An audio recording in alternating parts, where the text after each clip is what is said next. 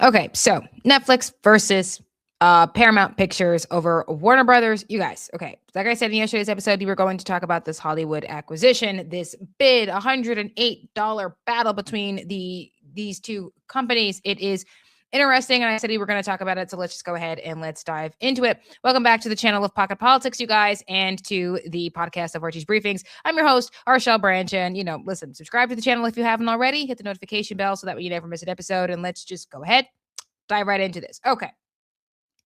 Couple of things. Let me first start off with why I think it's so important for or at least why these companies thinks it's so important to get their hands on Warner Brothers. I saw this with Paramount and Star Trek. Okay, why it was so important for the left to get their hands on Paramount in some regard. Why franchises specifically are so important to them. So before I actually get into the full actual detail of the acquisition, let me start with why the franchises are so important, like Lord of the Rings, because if either one of them gets it, they get Lord of the Rings. The DCEU, if they get Warner Brothers, whoever gets it is going to get their hands on the DC Extended Universe. And here's the thing, okay? Paramount has already ruined Star Trek. There's a franchise there, and they've already ruined it. But the goal is to take something that is so beloved, that has a history. They go into the prequels, the past of it, and they change things. It started with J.J. Abrams. It has continued on to Mark Kurtzman's nonsense. It's not over yet because he still has some new trash coming out. Starfleet Academy, for those of you that don't know what it is, it's their version of West Point. Okay, trash, absolute trash. They made a Klingon they put a Klingon in a skirt. It's nonsense. Don't tell me why the heck is Holly Hunter in the 32nd century wearing Ray-Bans. It just doesn't make any sense, you guys. It's driving me nuts. Okay, but that's the whole point. They go to the past. Then after they ruin in the past, they go to the future and make it even worse. It's nothing but just tragedies. And they do this with all of the different franchises. And like I said in yesterday's episode, it got so bad, you guys, the president called Paramount and told them to fix Star Trek. Reason being is because Star Trek was a huge deal for a lot of people. It was so inspiring that it encouraged people to enlist, particularly for the Navy, because mostly people wanted to be ensigns. That's what they are. Ensigns all the way to captains to admirals. Some people even went to the Air Force because they wanted to fly. It was the closest to space that they could possibly get. This is why when President Trump released the emblem for Space Force, a lot of us got excited because it is the Star Trek emblem. It is like noticeable. That's exactly what that was. That's why Bill Shatner said, Mr. President, go with Navy ranks, not Air Force ranks.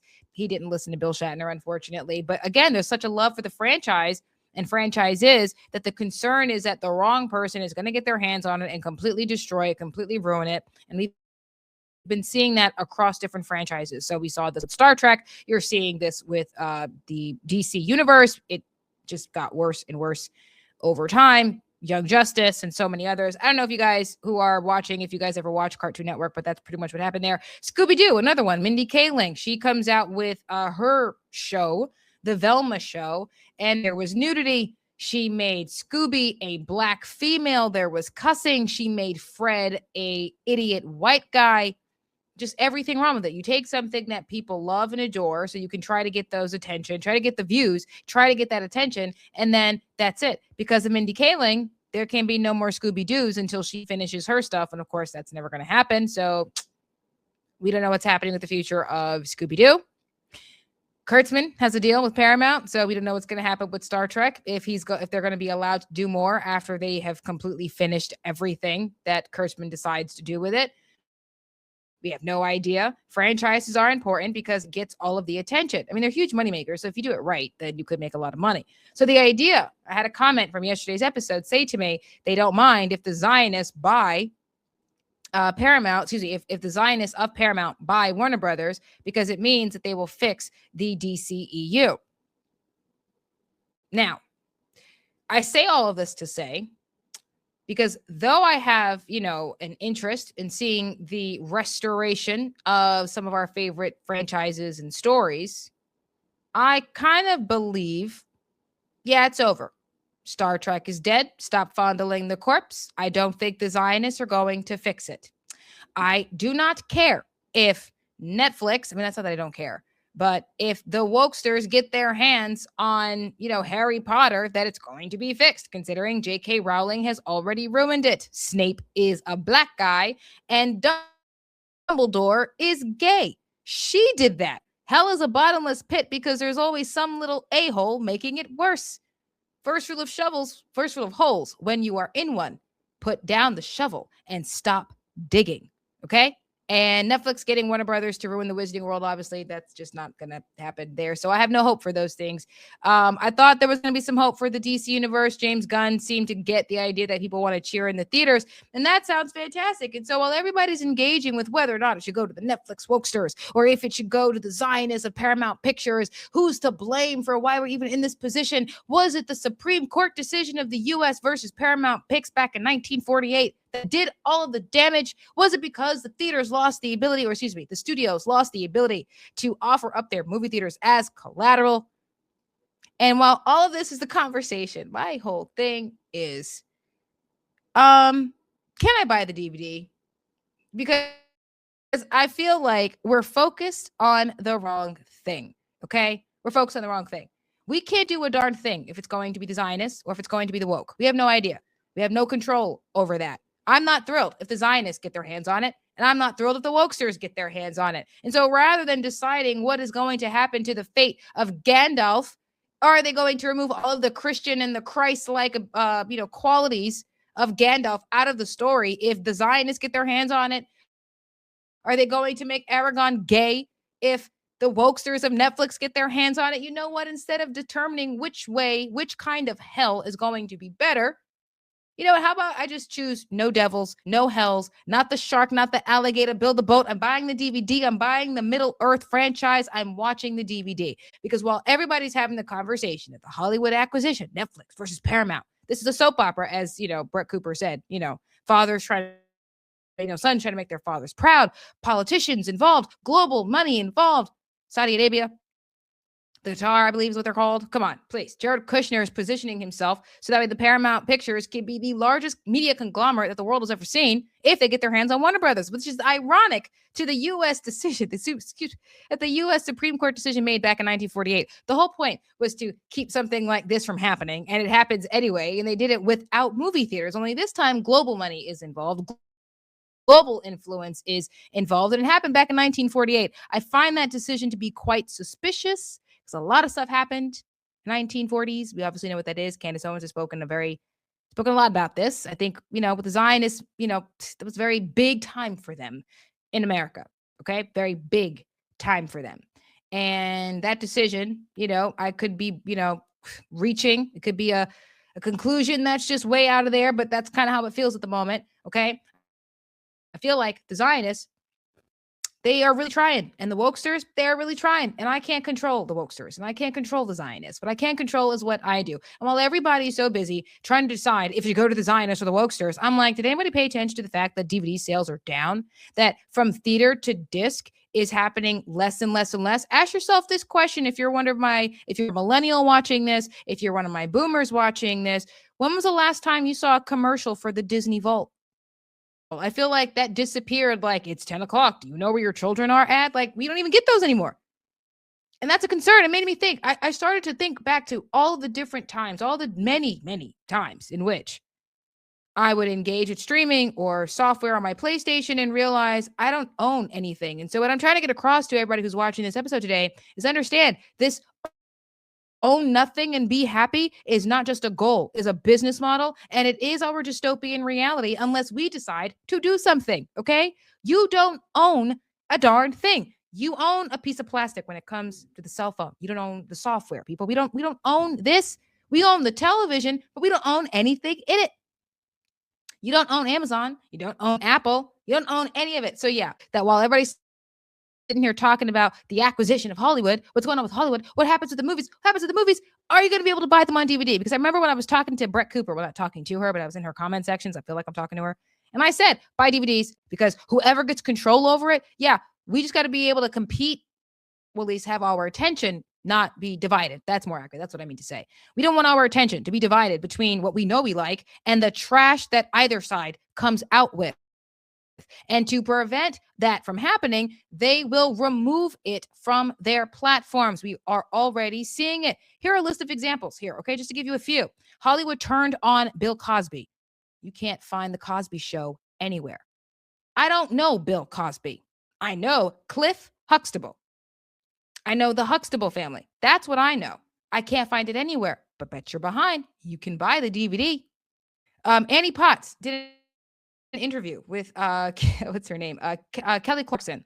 This is, I think, like a few years ago. She was talking about her being on Young Sheldon, and she said that she still talks to the actresses that are still with us from Designing Women. Jean Smart, who's starring in Hacks right now, and she also speaks to Delta Burke, who played Suzanne Sugarbaker in the series Designing Women. She said to Kelly Clarkson, yeah, I was on the phone with Delta the other day. She said she's rewatching Designing Women, but she told me they're cutting moments out. So Hulu is cutting moments and scenes out of Designing Women. Now, if you didn't watch the reruns when it was coming on MeTV, who remembers MeTV? Just throw a high five in the comment section if you remember MeTV, Nick at Night, TV Land. Like, yo, the Golden Girls used to come on Monday through Friday on Hallmark in the morning and in the evening. So did I Love Lucy. I do have that on DVD, by the way. I also might add. Now, here's the thing. They're just cutting scenes out. Tom Hanks complained that Disney removed a scene from his movie. I want to say it was called Splash, but I could be wrong. But I do believe he said they cut a scene out because you could see his naked behind. It was too adult for them. Never mind the fact they came out with a movie, The Eternals, that had a sex scene in it. So either it was too adult, these content is too adult for the minors watching, or it's not. But if that's the case, then why did you remove the scene? There's a question. Ultimately, if you did not see the movie off of Disney, you have no idea what the actual joke is. Okay? You have no clue. None whatsoever. They just cut scenes away, edit scenes away, and with AI, they have the ability to now even add scenes if they wanted to, add dialogue that was never even there, if they wanted to. And that is a sad tragedy. That is a huge problem. But now if you own the DVDs, you don't have to worry about the big company manipulations. We're talking about whether or not which company, if Paramount or if Netflix should own it. But no one is actually advocating for why we, the consumers, should own it. So that's what this episode is about, you guys, why we should own it. Yes, I'm concerned if the Zionists get their hands on Lord of the Rings, that they're going to remove all of the Christianity that was all up and through the franchise. It was written by a Catholic. I'm concerned about that. Like 100% concerned. I'm concerned that if the wokesters of Netflix get their hands on DC, that Batman is going to be some globalist faggot. I'm sorry to say it, but that's really all I can say. It's like, I'm concerned, and I apologize for the language. I apologize. I'm very passionate about this, you guys. I have been collecting movies for years, okay, for at least 2 decades. Okay, I'm 30. I've been watching classics since I was 10 years old. I've been collecting these movies since I was 10 years old. My collection goes from television shows like The Mary Tyler Moore Show to The Fresh Prince of Bel-Air to even Damages with Glenn Close, like, hello. And my sister has Charlie's Angels, right? Huge deal, okay? My movies consist of Katharine Hepburn. I have a Humphrey Bogart collection. I've got Dick Van Dyke movies. I've got, Doris Day movies, Greer Garson movies, Clark Gable movies. Like, my collection is vast, okay? I have over 200 movies and series combined. I have all of the movies of Alien with the behind the scenes and the deleted scenes, okay? Interviews with the directors. Alien 3 and 4 were trash, so I wouldn't waste my time if you haven't seen them. The first one by Ridley Scott, second one by James Cameron, absolutely fantastic. You guys, I'm a movie buff. I collect movies. I was doing it for fun. I tell people all the time, I get DVDs, and people used to laugh at me. Arshelle, we don't need DVDs anymore. We stream everything. So now here's the thing. When the internet goes out and you can't watch TV, I can. So that sucks for you. And now I'm realizing that, guess what? I get to own it. I own them. Other people don't.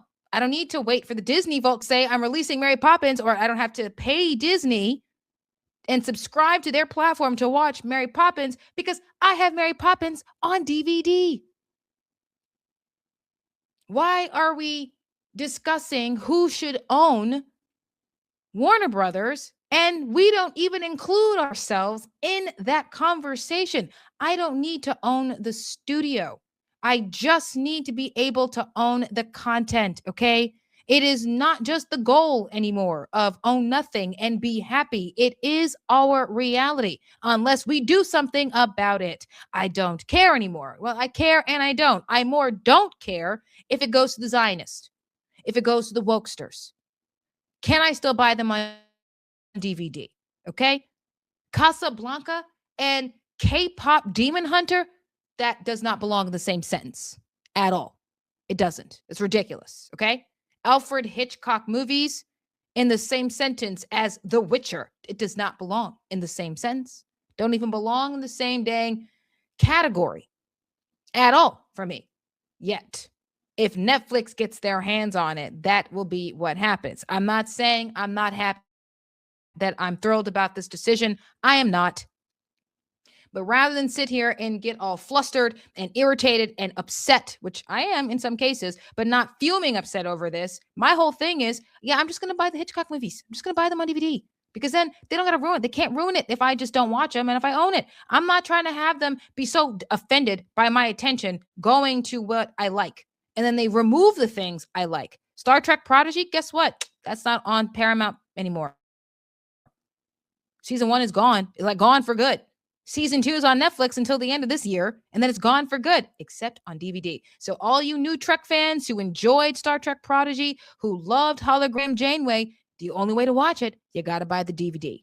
That's how that goes. You have ownership. The moment these platforms decide they don't want you watching, or they don't like this or like that, they will just remove it. They will edit things out of it. With AI, they can even add things to it.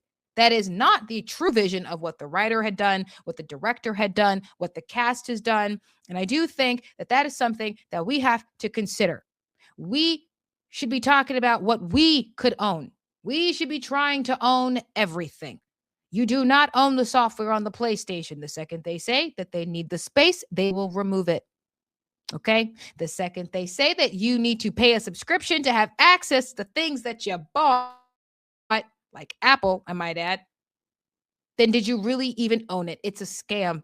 And we go with it like sheep to the slaughter because it's convenient. It's convenient. I'm not saying that we don't get to have feelings about this, that we don't get in the comment sections and say why we love the idea of Trump saving Star Trek, or why we love the idea of the Zionists getting Warner Brothers because at least it might save DC. What I am saying is, however, we're all in the comment sections talking about why everybody else, why these big tech companies, why these big studio companies that we don't like, don't trust, get ownership of the things that we love. We are not having a conversation about what we can do to actually get ownership.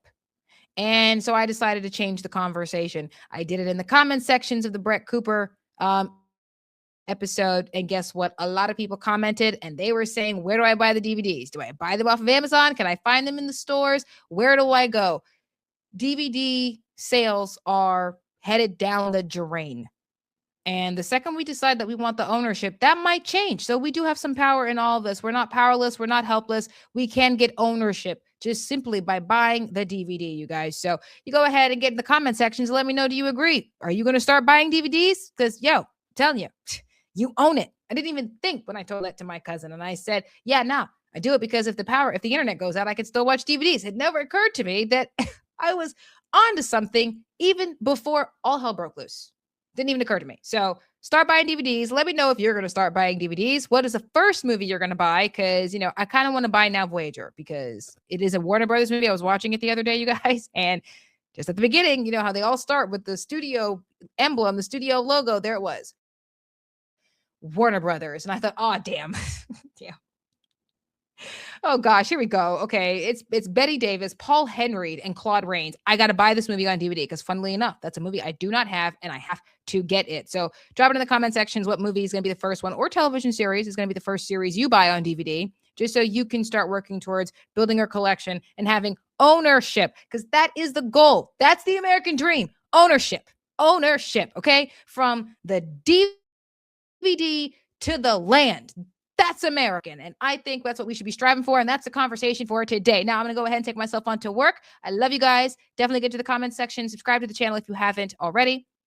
Hit the notification bell so that you guys never miss an episode. Scroll up, hit that link, and you can support the show that way by Cash Apping me at #RShellBranch. I love you guys. Have a beautiful day or a beautiful night, depending on the time you're watching this.